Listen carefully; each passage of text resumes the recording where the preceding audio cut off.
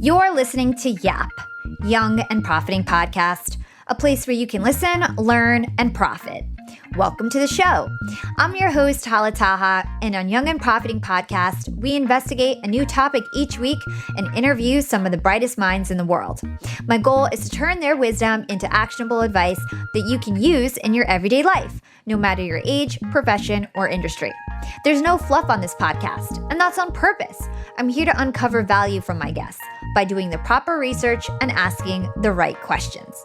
If you're new to the show, we've chatted with the likes of ex-FBI agents, real estate moguls, self-made billionaires, CEOs, and best-selling authors. Our subject matter ranges from enhancing productivity, how to gain influence, the art of entrepreneurship, and more. If you're smart and like to continually improve yourself, hit the subscribe button because you'll love it here at Young and Profiting Podcast. Today on the show, we're chatting with Ned Fulmer. Ned is one member of the Try Guys, an online video comedy series which he originally created with 3 other coworkers while working at BuzzFeed. Now the Try Guys are independent, and their YouTube channel has over 7.3 million subscribers, with their videos garnering billions of views, making them one of the most successful channels in YouTube history. The quartet hosted YouTube's 8th annual Streamy Awards in 2018, and they won the Audience Choice Show of the Year award in 2017. The Try Guys recently put out their first book together called The Hidden Power of Effing Up, and if that wasn't enough, the Try Guys also host their own podcast called Trypod. And last but not least, Ned is gearing up to launch a new podcast with his wife called Baby Steps. In this episode, we'll learn why the only way to succeed is to commit to failing over and over again, and we'll get Ned's top tips for going viral on YouTube. Hey, Ned, welcome to Young and Profiting Podcast. Thanks for having me. We're so looking forward to this interview. You are such a star. You have an amazing background story. You're really living every millennial's dream. To introduce you to my listeners, you're a YouTube star. You are one of the 4 members of the Try Guys. And in fact, according to the internet, you are the most popular Try Guys. So we're really excited about that. Oh my gosh. And wow, I'm honored. Yeah, that's what the internet says. And your YouTube channel has over 7 million subscribers. You guys have over 2 billion total downloads, which is incredible. You know, we've had huge YouTube stars like Evan Carmichael on the show, but you guys are actually like 3 times as popular as him. So just amazing in terms of your reach and all the success you've had on YouTube. You and your Try Guys have also written a book, and it's rose to the #1 New York Times bestselling list, The Hidden Power of Effing Up. And you also used to work at BuzzFeed, which is really interesting, but now you guys have went off to create your own independent company. But before we get into, Try Guys, how you started on YouTube, some of your YouTube tips, I'd like to get an understanding of your career background. Does that sound okay? Sure. Okay. So we have something in common. We both got our undergrad in chemistry. I actually switched my major, but I found out that you got your undergrad in chemistry, and you actually started your career off as a chemist and used to do comedy at night. And so tell us, why did you choose chemistry? Was your family really pressured you into getting some sort of traditional job? Were you afraid of kind of taking the risk of being a comedian? What was that all about? Well, I was always really passionate about it. I've always felt like I'm both an artist and a scientist, and chemistry was that mix of math and an understanding of the way the world and how the world changes. And also, there's sort of you get to light things on fire. So, being a closet pyromaniac, that was very exciting to be in labs. But in terms of why I chose to major in chemistry, it was because I liked it. But I was, I'm not gonna kid you. I mean, I'll be honest that having the idea of a backup plan for an entertainment career was certainly in my mind. I figured that I could do comedy with a chemistry degree, but I couldn't necessarily do chemistry with a comedy or a theater degree. True. And that proved to be true. That proved to be true for sure. Yeah, so I don't know that I would have gotten a day job at these labs if they are like, so you studied you have a theater studies major, but you say you're very good at chemistry. Yeah. I don't believe you. Yeah, and I think it's really important for people to have a a plan, and to have skills that they can always kind of fall back on. If for some reason Try Guys went away today, or all these different endeavors that you did went away today, you could always get a chemistry job, which is really important to have that security. Yeah. That's true. And when I was doing a ton of unpaid comedy shows in Chicago, that sort of security blanket and having a job to do during the day was helpful. Yeah, I'm sure. So, I definitely remember a couple of times at my job, though, like I would be running an experiment in the background and working on writing some sketches, and I remember printing out like a 50-page script for a show that we were doing. And my boss at the chemistry lab walks over and sees it in the printer, and he's like, what's this?" I was like, I just, I just printing something that I need. I can totally relate. I work at Disney streaming services full time, and I run this like pretty big podcast on the side. And I always take my interviews during lunch, and so I'm running around, and people are seeing me like in a little phone booth, like with all my equipment and camera and everything like that, and they're probably like, "What is this girl doing?"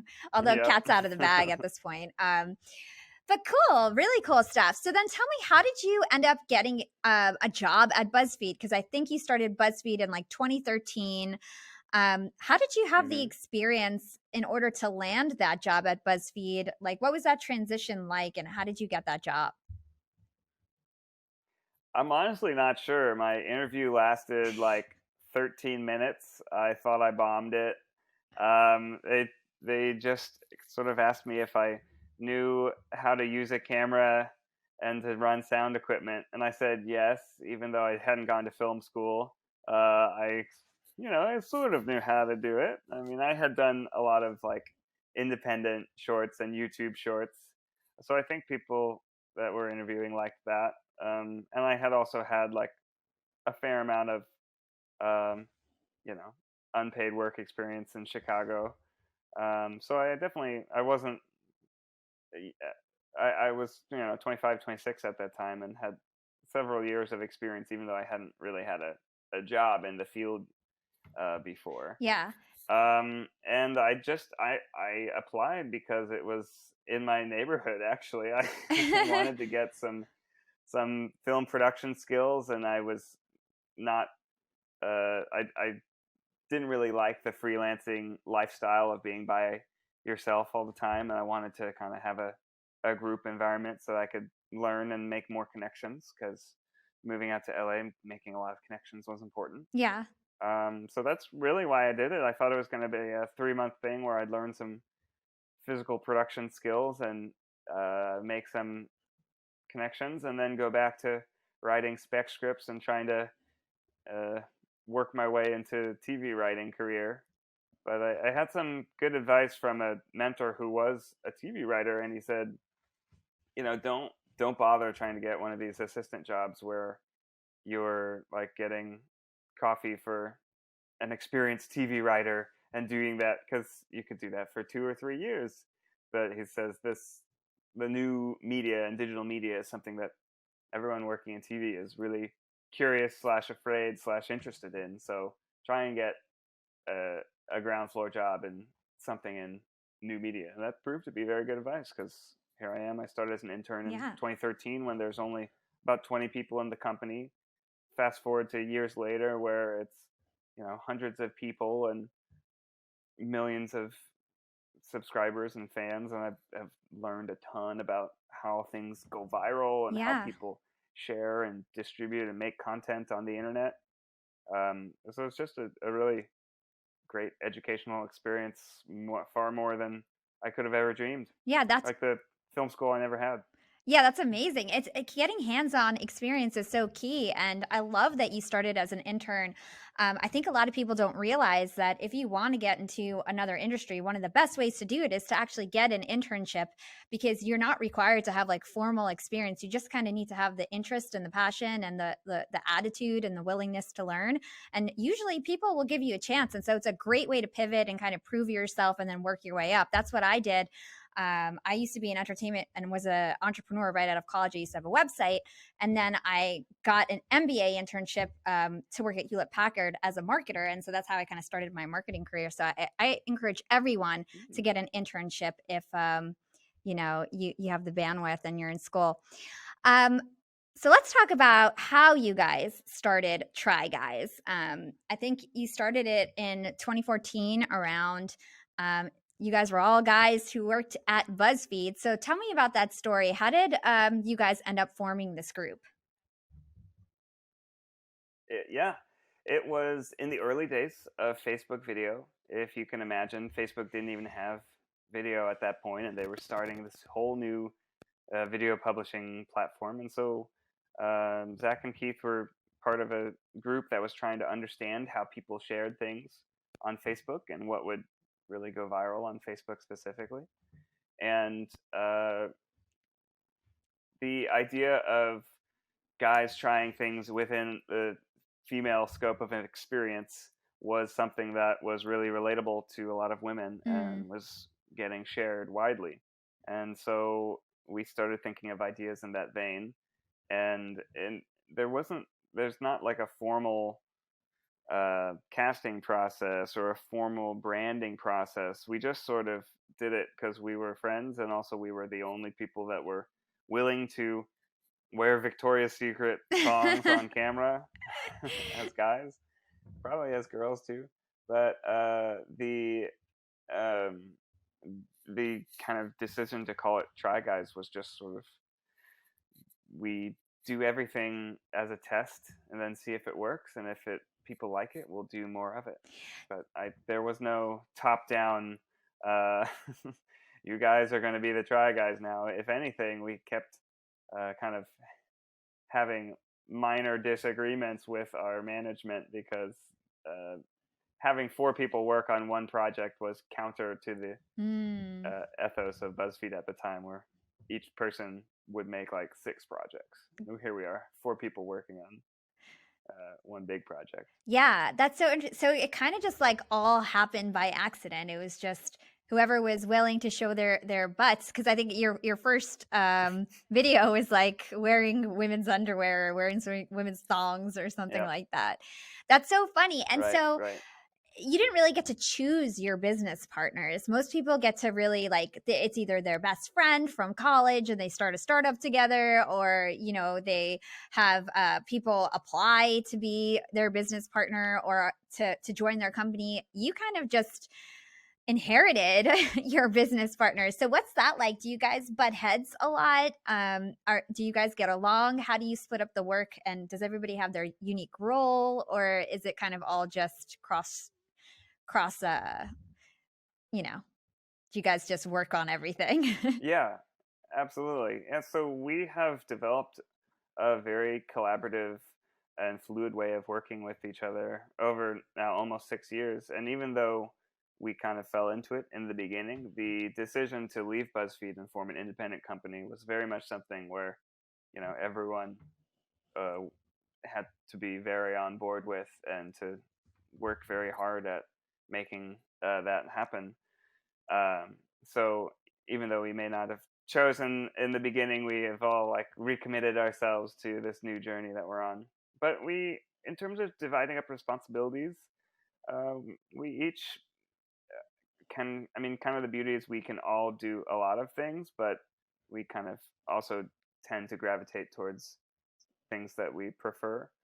Each project will have one of the 4 of us as a creative lead overseeing it, almost like a director, and kind of guiding all of the elements and leading the staff towards that goal. And then more generally, we each do different facets of the business. I know Keith runs our Patreon, and Zach worked on our kind of organizing the book very heavily. Eugene works on a lot of our external pitches and kind of forays into the TV space. I kind of handle the managerial, like personnel and leading our team. Yeah. The financial aspects of things. So kind of we all do different things, but as creatives, we all love to shoot, we all love to edit, Yeah. and we all love to tell stories. And even though we do that in different ways, Yeah. I think that those differences make us a stronger unit. Yeah, definitely. I love how you guys all kind of came from the same schooling with BuzzFeed. And so you probably share a lot of philosophies and all know how to do a lot of cool things in terms of video editing and how to go viral and all those types of things. So that's very cool. So you guys ended up leaving BuzzFeed. You went independent in 2018. Does BuzzFeed own a part of Try Guys? Like, what was that process like actually taking something that you created at a corporate company and then going independent? What was that like?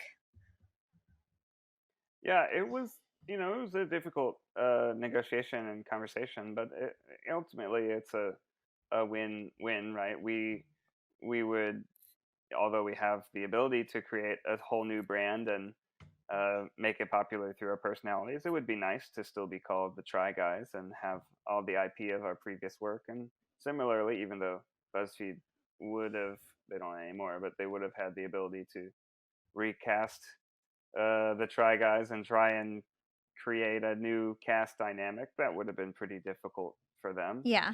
Um, so I think ultimately it was something that made a ton of sense, and we were able to purchase it outright, and now we own it and control it completely, and we're very proud of that fact, and have really feel like now for our fans we can have that brand continuity, that they feel like they're watching the same show and the same cast Yeah. now in its kind of 2.0 iteration. I'm always kind of curious what things would have looked like if we try and like come up with completely new branding. Yeah. But all of our different ideas of what to call the show were they had varying levels of success. What was one of the top contenders? Oh gosh, there were so many silly ones. We at first we were like, yeah, we'll call ourselves like KNZE, like ACDC or some sort of like cool 4-letter like rock band, which is just the four of our names. And it won't mean anything, but it'll also mean anything. Maybe that would have worked. Yeah, I think everybody's so familiar with the Try Guys. It would have been so hard, I think, to like recreate that brand from scratch. So good for you guys that you actually bought that out from BuzzFeed. What was why did you guys decide you needed to go independent? Like, what was the decision making factor in terms of deciding to leave BuzzFeed?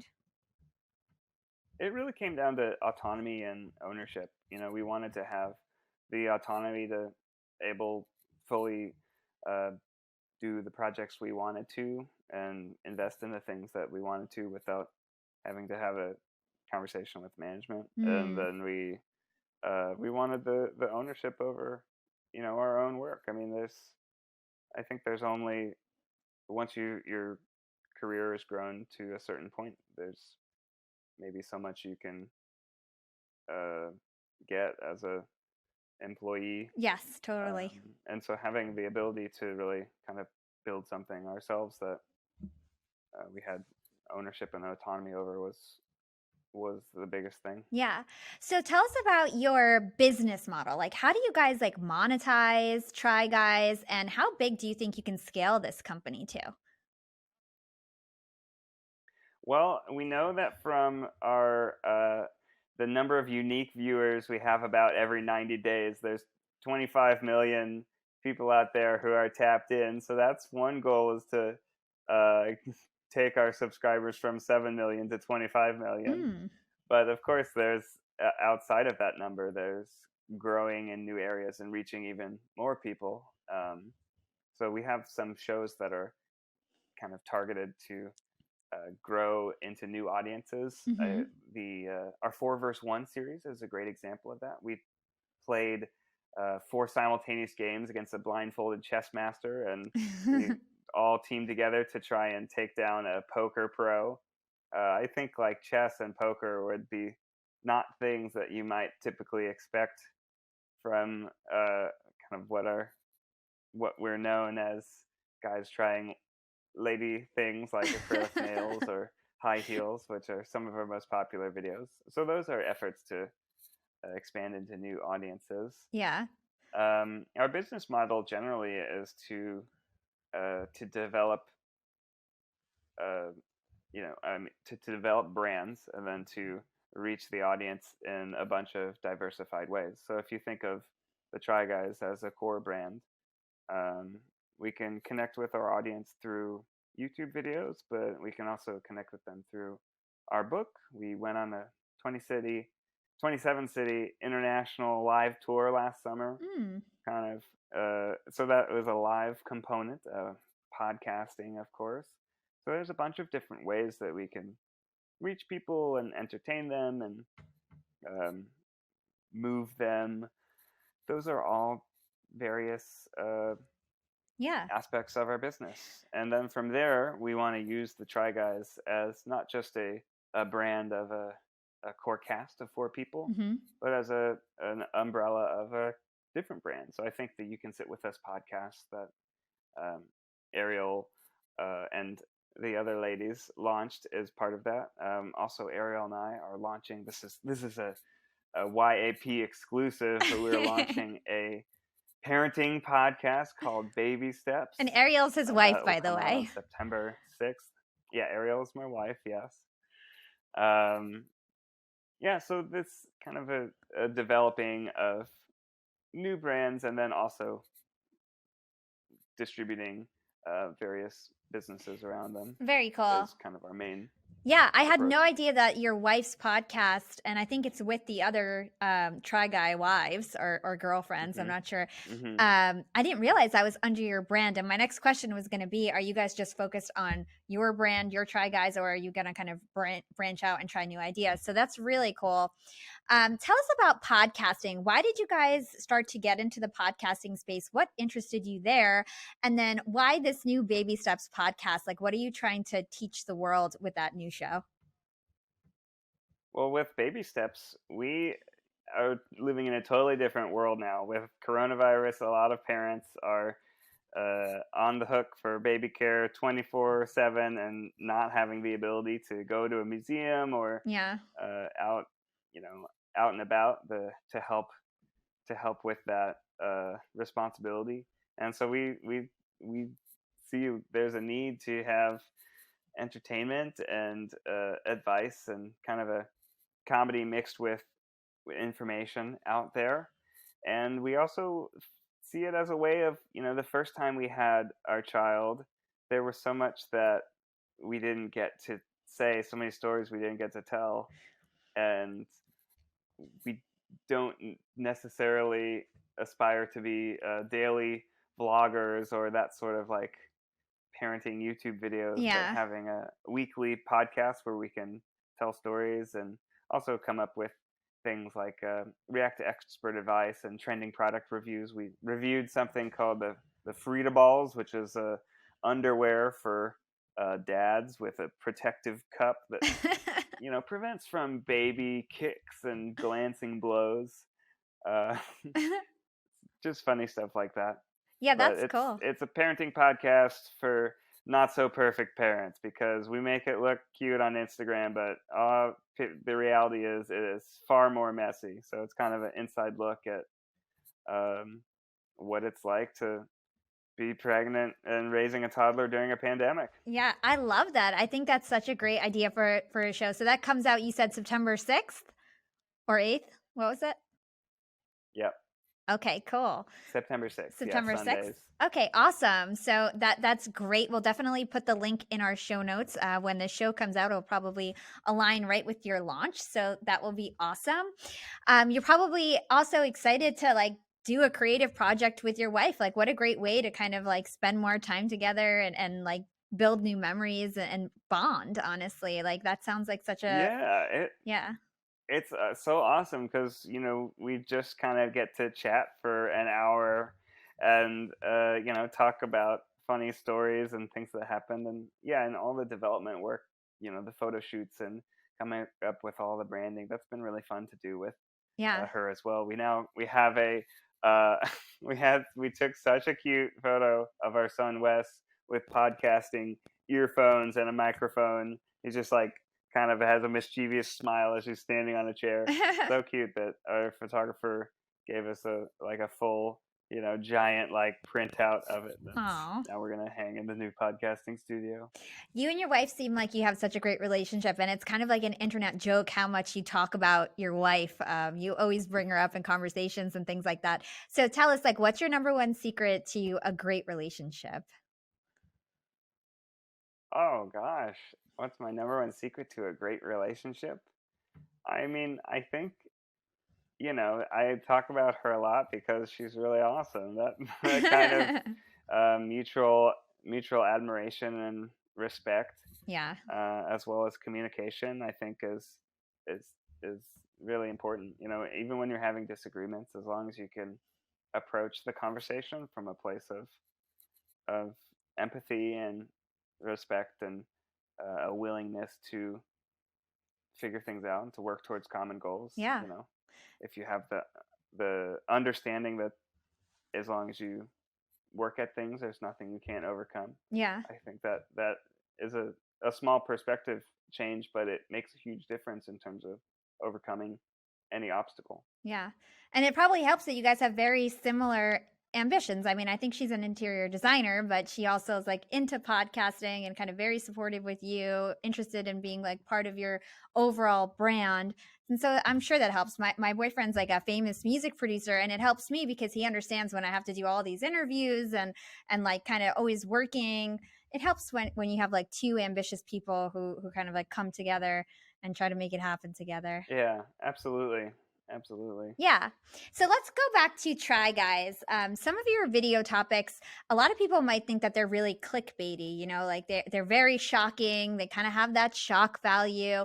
But you say that really it's not about, being clickbaity or having shallow topics. You really try to have a message behind every video topic that you have. So tell us about some of the key things that you've learned or some of the key messages that your show tries to bring about to your viewers. Sure. Well, we try to encourage people to try new things.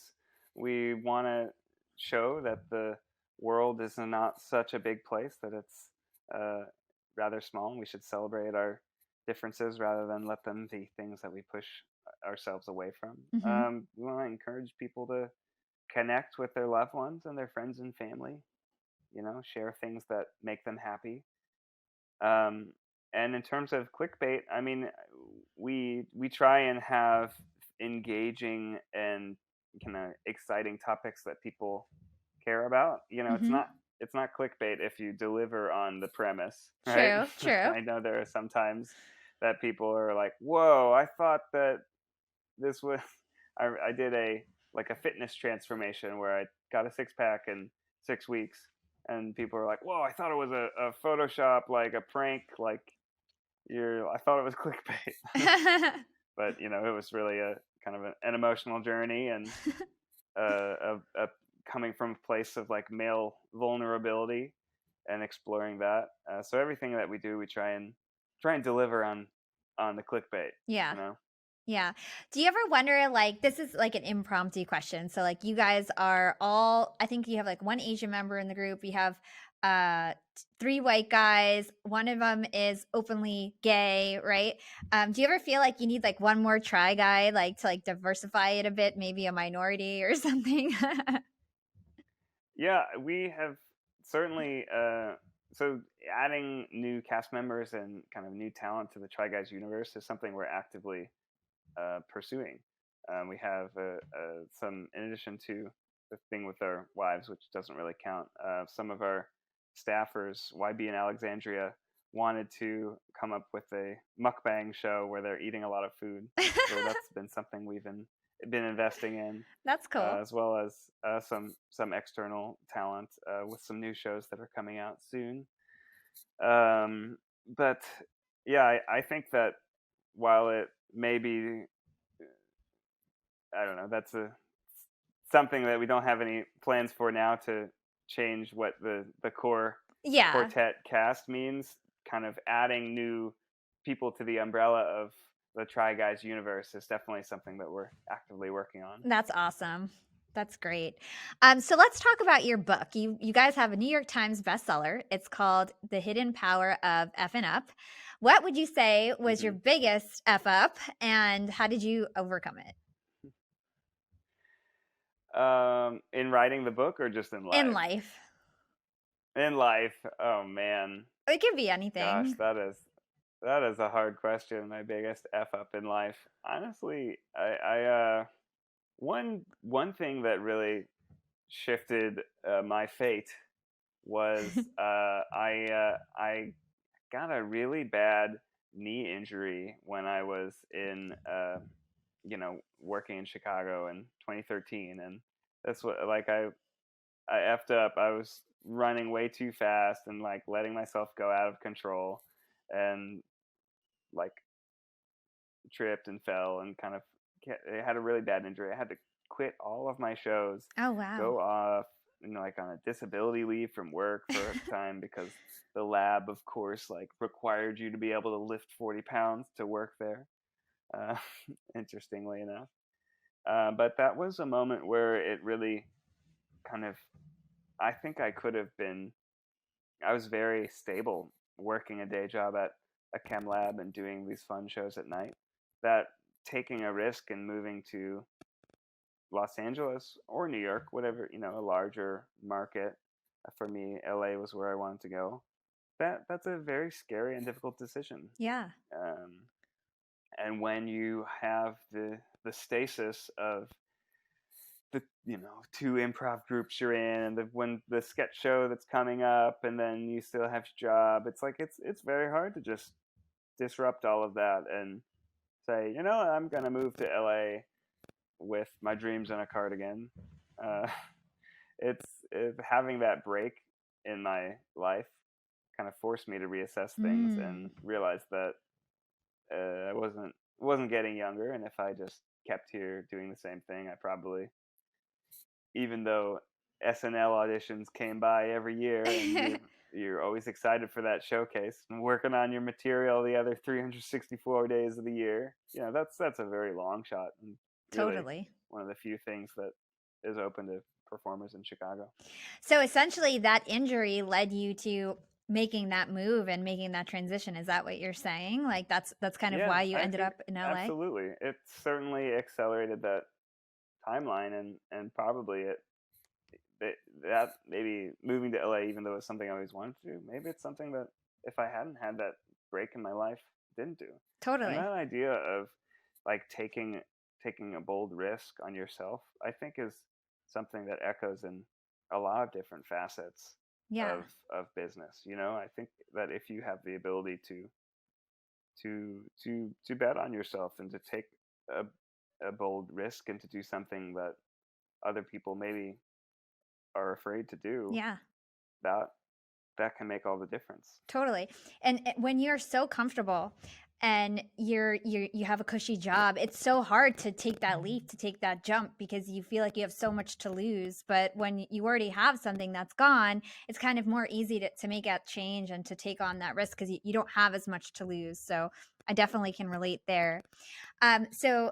moving on to another topic in your book, you guys have a really cute philosophy on, you call it Failosophy, on ways to Mhm. tackle life in its wonderful, terrible, uncertain glory. So can you tell us about this Failosophy and how we can succeed by failing over and over again? Yeah, I think it's kind of related to what we're talking about with risk taking. I mean, there are so many ways that we let the fear of failure or the fear of effing up like paralyze us into inaction or indecision.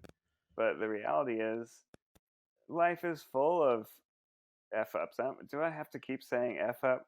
I I mean, like mean, you life is full of mistakes and mess ups, and here I can, like, if with the benefit of hindsight, chart some like perfect like course of my career where A led to B, and all the connections seem like, wow, oh, how perfect that he was working at BuzzFeed in 2013. But like the reality is, like, no, no nothing. There's so many moves that I made that didn't really pan out or were dead ends. Like there's so many there's going to be so many mistakes that you make in your life, and that's not ever going to be a one-way street or a ladder straight to success. Yeah. Even when you're in kind of those regimented, like a med school program or a PhD program, even though those 7 years might be still regimented after that, there's going to be like a zigzagging spider web of career choices and Totally. decisions and things that you do. And what I found is that just being afraid of messing up is going to severely limit the experiences that you have and Completely. the types of things that you can do. Yeah. And so, from my understanding, this YouTube series with the Try Guys, that wasn't your first YouTube show. How many shows have you had before the Try Guys? Oh gosh, I mean, like in Chicago, it was we would have a different show, a different live show every couple of months, and then in terms of making YouTube videos, I made some. I made a sitcom in college because I was very into sitcoms, and I remember I had a moment where when we published it online, it suddenly got thousands of views, and we were like, "Whoa!" But there's not even 1,000 people in my school. Like that thing, like I was only ever doing live performances, and like 200 people would be like, "Wow, there's so many people here." Mm-hmm. But the realization that like publishing even sort of a not so great project that I did in school that was just because we published it online and Yeah. in segments suddenly got like an order of magnitude more views than I had ever gotten by doing live shows. That was kind of an early appreciation, back in 2008 or 2007, that oh wow, Yeah. maybe this like digital media is a thing.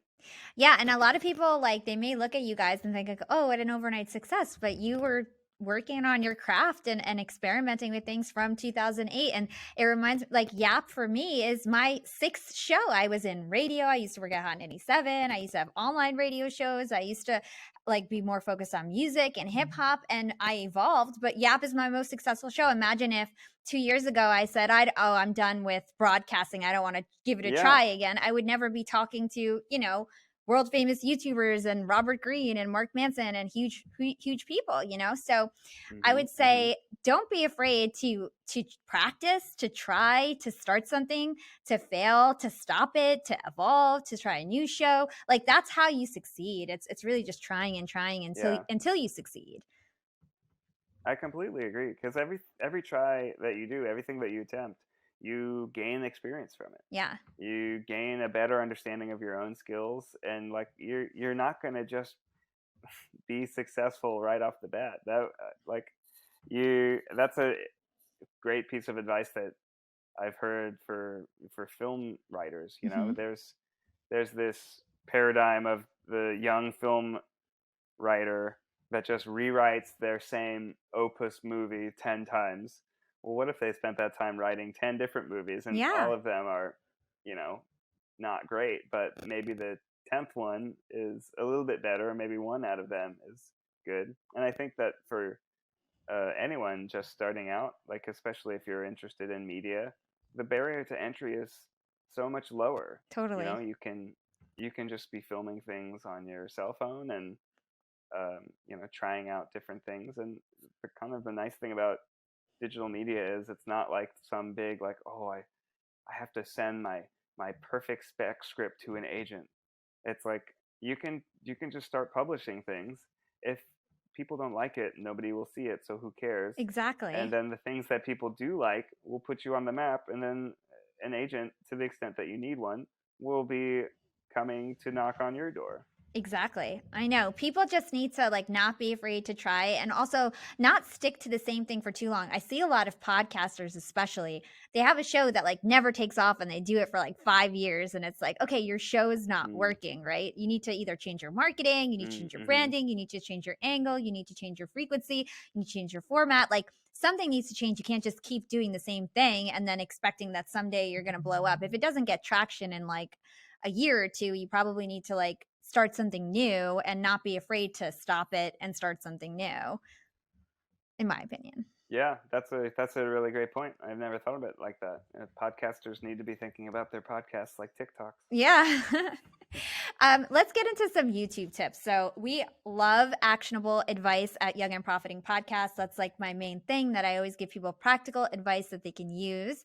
And so, like we said, your channel has over 2 billion views, 7 million subscribers. You guys are huge YouTube stars. So you have a wealth of information. You guys released this blog on Patreon last year that was called The 10 Tips to Grow Viral with Try Guys. I don't expect you to have memorized that blog post, but what I'm going to do is do like a rapid fire segment where I will list off one of the tips. I know we won't get through all 10, maybe like 3 or 4 of them.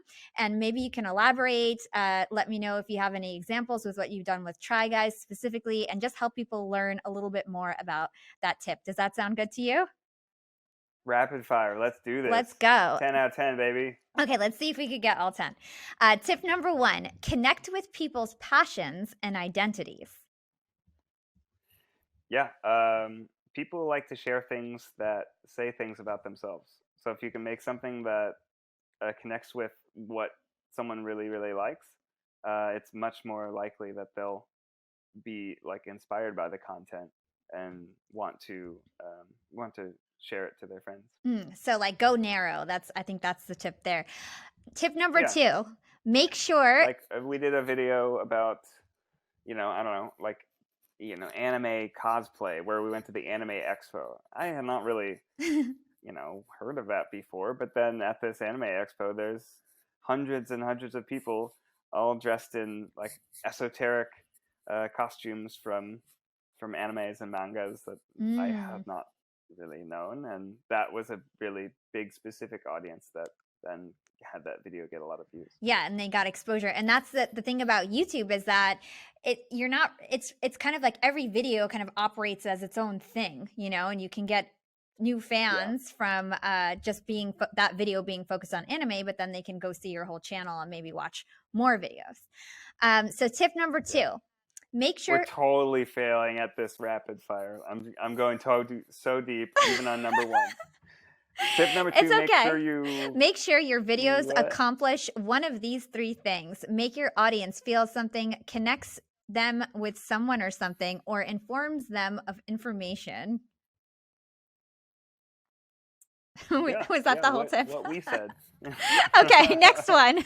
No, I mean, you want to make your audience feel things, right? Like you want to make them learn something, or you want to make them laugh or cry or feel joy. That's something that I think effective content in all different mediums does. Totally. I totally agree. I think that's great advice. Tip number 3, anticipate how the viewer will react. Yeah. Don't really know what that means. Let me know when you find out. I think it has something to do with like will they share it or not? I think that's what it relates to. Sure. I think I was thinking of ways where even in the construction of a video, if someone clicks on like a home makeover video, there's certain conventions that they might be aware of. So you can play with those where you can build on certain expectations and then like subvert and disrupt other expectations to keep them surprised, keep them delighted. That's good. Okay, tip number 4, test and iterate. This is very core to our philosophy. We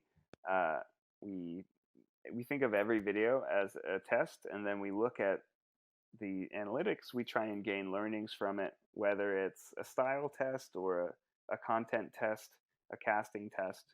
Everything we do, we try and learn something and then do more of the stuff that's working and do less of the stuff that's not. What kind of things do you A/B test? This is going a little deeper on the question. Do you A/B test your thumbnails and titles? Like, what do you A/B test? Yeah, we really only have the ability to A/B test titles and thumbnails. I know that like Zach launched a tea company recently, and he was doing some A/B testing of Google ads and Instagram ads. But mostly we have two different thumbnails, and we'll kind of play them off against each other, and same with titles. Yeah, I have a It's you don't want to like mess with it too much, because if somebody clicks on something that's like Try Guys Try Ballet, and then they get there and the title is like Zach sprained his ankle. Ouch! Whoops! Like, just it's too different. confusing then. Yeah. Okay.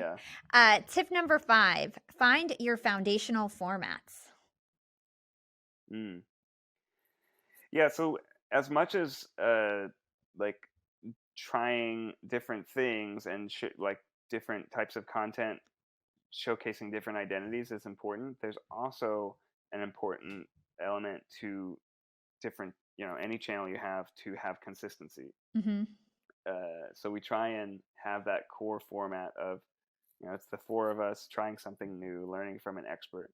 We try not to deviate too far from that, because we found that when we're having periods of time where we're, throwing so many different things at the audience, and whether it's like just solo shows or things where we're not really trying something, but maybe we're just like playing a game, if you go a little too wide with your format, you start to lose tune in, because some people are really excited about one thing, some people are really excited about the other thing, but on the whole, you won't get as much excitement for your content and your channel, and then things will kind of start to suffer. Yeah. So that's actually something that I think that people can take away, is like what is kind of a core element of what I make, and how can I always be true to that. And it's not to say that you can't do other things, but they should,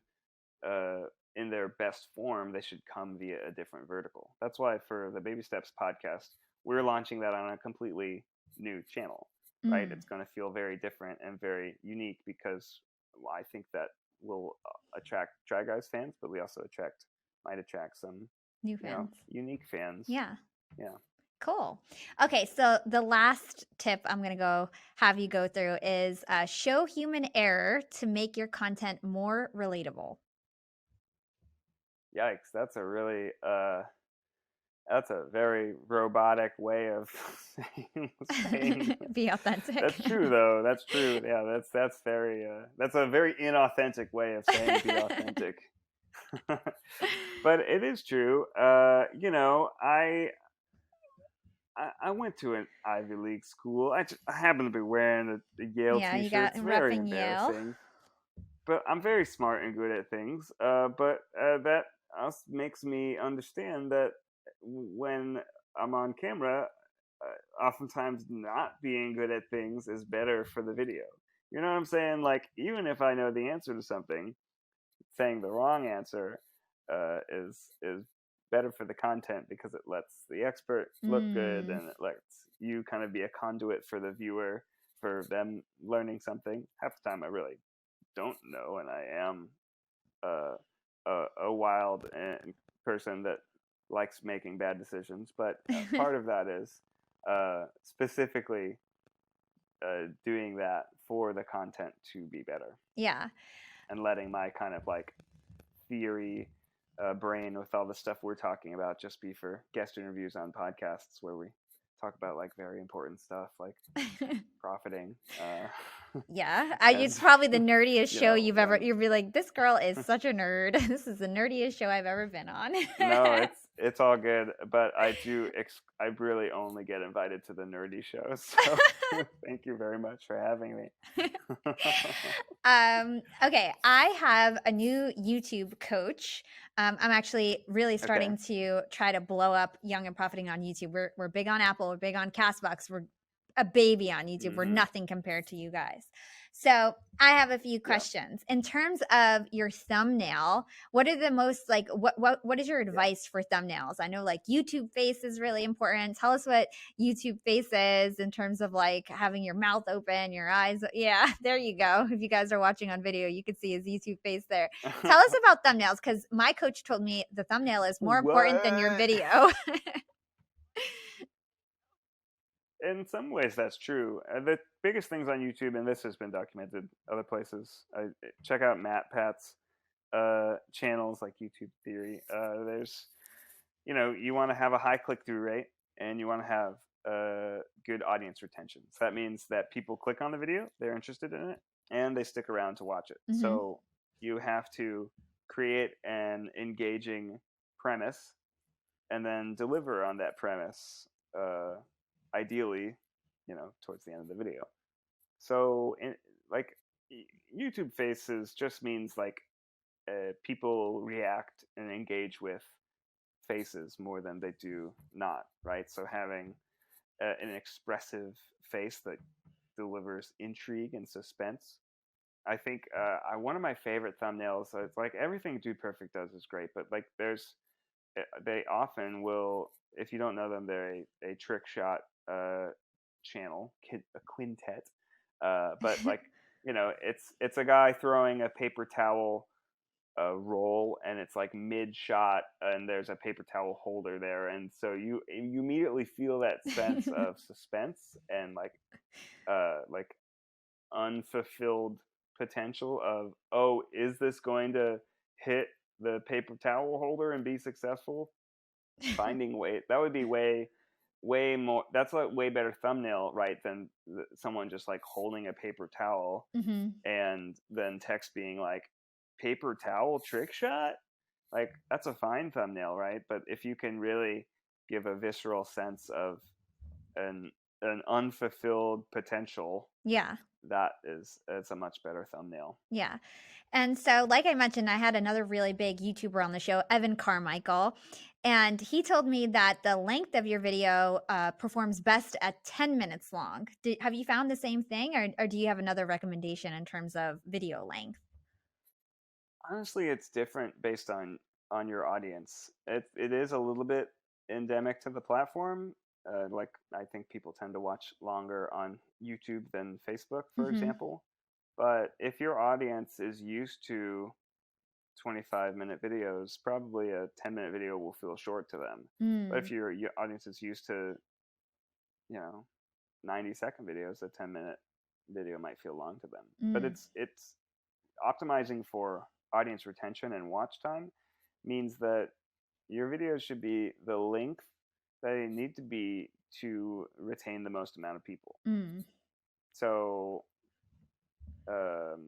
yeah, and for most videos on the platform, that's like 10 to 15 minutes. Yeah. But our most popular series is 35 minutes long because it Oh, so feels like a interesting.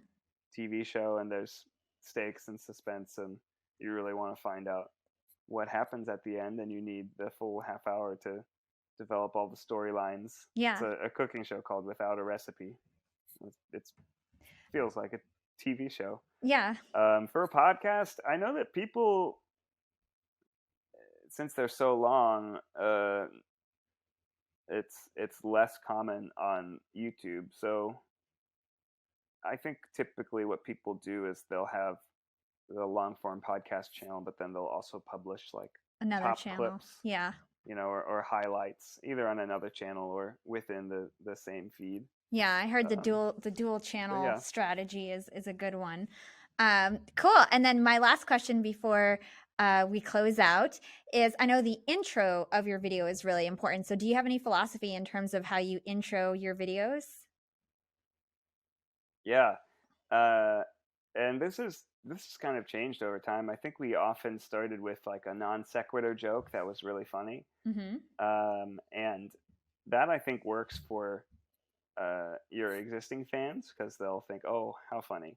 But for new fans that are clicking on it, or for people that maybe don't know your content as well, Yeah. you really want to be delivering on the value proposition of the title and thumbnail immediately. Like what did I just click on, and why is it going to be worth watching and exciting for me? I think Mr. Beast does a really great job of this, where sometimes literally the beginning of the video will be, if the title is,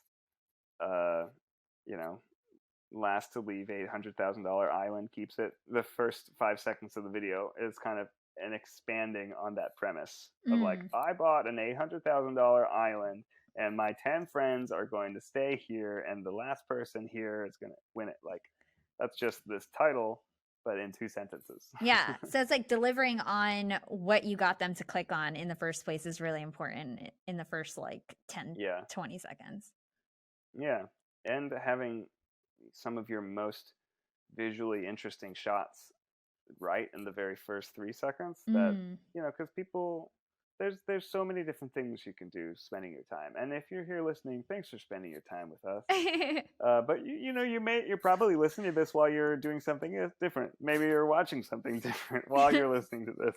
Like, there are so many different ways that we spend our time and our attention. And some people might watch the first couple seconds of a YouTube video like from Instagram.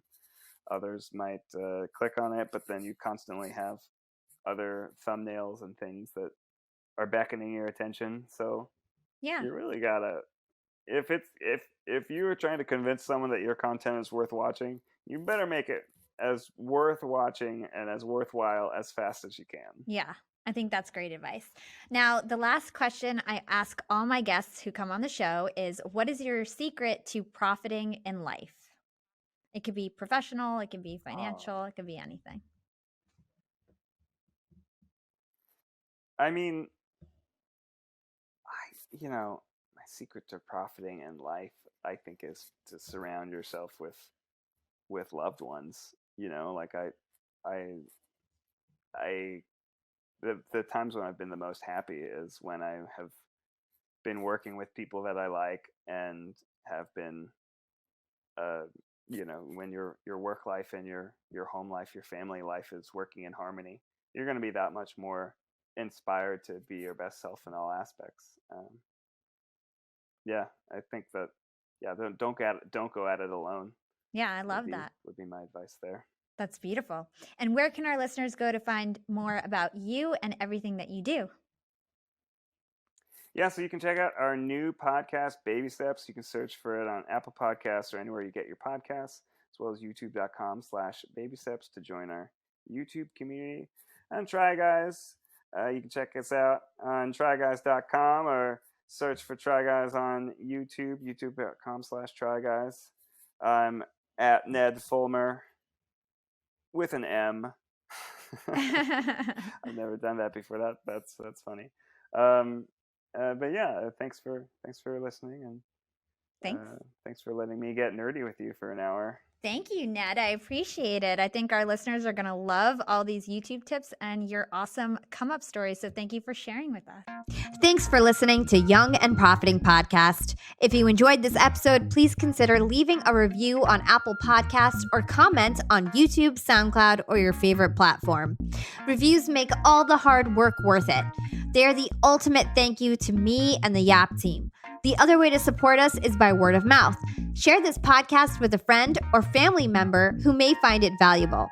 Follow YAP on Instagram at Young and Profiting and check us out at youngandprofiting.com. You can find me on Instagram at YAP with Hala or LinkedIn. Just search for my name, Hala Taha. Until next time, this is Hala signing off.